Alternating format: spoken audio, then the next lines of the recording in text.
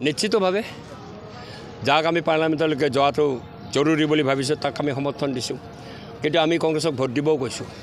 Official সমৰ্থন নিদিলেও আমি কৈছোঁ যে বিজেপিক পৰাজিত কৰিব পাৰে তাকে আমি ভোট দিবলৈ কৈছোঁ। আমাৰ কিছু অন্য টেকনিকেল অসুবিধাৰ কাৰণে কাৰোবাক আমি সমৰ্থন দিয়া নাই।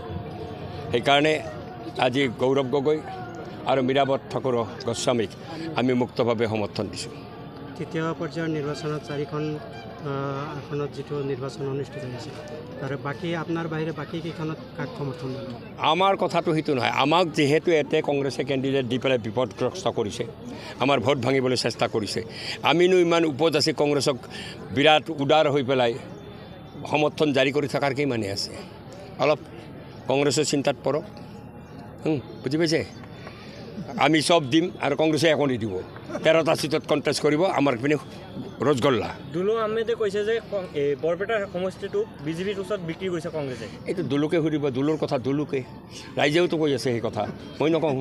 কাৰণ আমি ইণ্ডিয়াত আছোঁতো, ইণ্ডিয়াত আমি চৰকাৰ গঠন কৰিম। কাক কোনে বিক্ৰী কৰিছে সেই সম্পৰ্কত মন্তব্য নিদিওঁ। দুলু ফ্ৰী মানুহ, তেওঁ ক'বই পাৰে, ৰাইজেও ফ্ৰী কৈ আছে। আজি পৰ্টেল খুলিবই নোৱাৰে, এই কথাই ওলাই আছে, আমি কি ক'ম?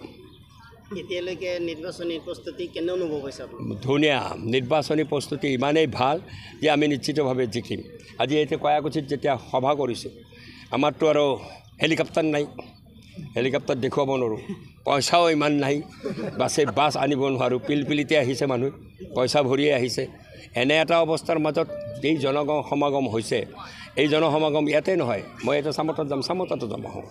4 তাৰিখে সৰভোগত মিটিং কৰিম, তাতো জনসমাগম। আজি 2 তাৰিখে মানিকপুৰত মিটিং কৰিম, তাতো মানুহ সমাগত হ'ব। কাৰণ আমি 2টা অংশৰ মানুহৰ ওচৰলৈকে গৈছোঁ, 2টা অংশৰ মানুহে আমাক সমৰ্থন কৰিছে। কংগ্ৰেছে কেইখন মিটিং হিন্দু অঞ্চলত কৰিছে, তেওঁলোকৰ সমাৱেশটো এতে যে কৰে, পাঠশালাত কেলে নকৰিলে? খাৰগেক কেলে পাঠশালাত নানিলে? পাঠশালাত আনিব লাগিছিল, নলবাৰীত আনিব লাগিছিল, নলবাৰীততো আনানে। আমি কিন্তু সৰভোগত আনিছোঁ, মানিকপুৰত গৈছোঁ, চামতাত যাম। আমি চব অঞ্চলত কয়াকুছিত যেনেকৈ আহিছোঁ, হাউলিত তেনেকৈ গৈছোঁ। আমি 2টা অংশৰ মানুহৰ মাজত সম্প্ৰীতি যেনেকৈ বিচাৰোঁ, ইলেকশ্যনৰ সমৰ্থনো তেনেকৈ বিচাৰোঁ।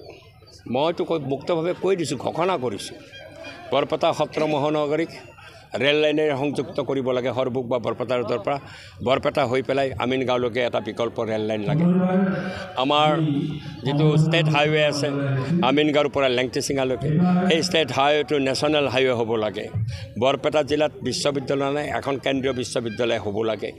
আমাৰ যি কুটিৰ শিল্প আছে, সৰ্থেবাৰীৰ কাঁহ শিল্প বা যি হাজোৰ পিতলৰ শিল্প, আজি বৰপেটাৰ আতচবাজী শিল্প, তাত আটাইতকৈ গুৰুত্বপূৰ্ণ হৈছে শুৱালকুছিৰ বয়ন শিল্প, তাঁত শিল্প। এই শিল্প প্ৰায় মৃতপ্ৰায় হৈছে। ইয়াক প্ৰসাৰিত কৰা, জীৱিত কৰা আৰু ইয়াৰ কাৰণে সুনিৰ্দিষ্ট মাৰ্কেট সৃষ্টি কৰাৰ যুঁজেই হ'ব মোৰ সমষ্টিৰ ভিতৰৰ যুঁজ।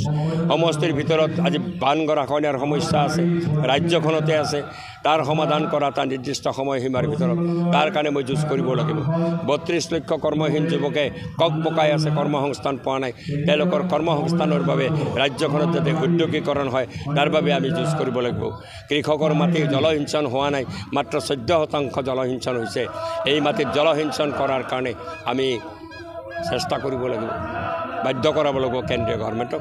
এই যুঁজেই মোৰ নিৰ্বাচিত হৈ গ'লে যুঁজ।